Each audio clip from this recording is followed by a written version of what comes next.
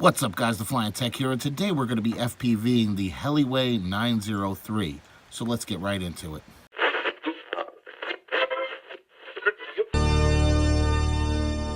Alright guys, what I have here is the Heliway 903 mini quadcopter. As you can see, I've temporarily mounted the Eachine TX03 on it, which is being powered by a 1-cell 220 mAh battery. Now we'll be doing a review on this guy in the future, but just for today we're going to take it out and do some FPV flying.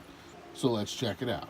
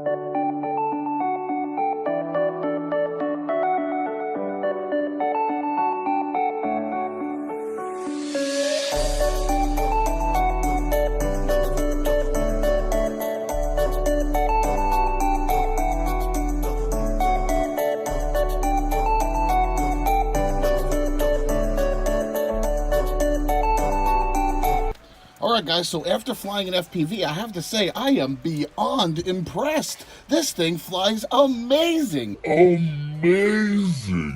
I would say it's comparable to a micro brushless acro in its class. Flips perfectly, turns on a dime, super fast.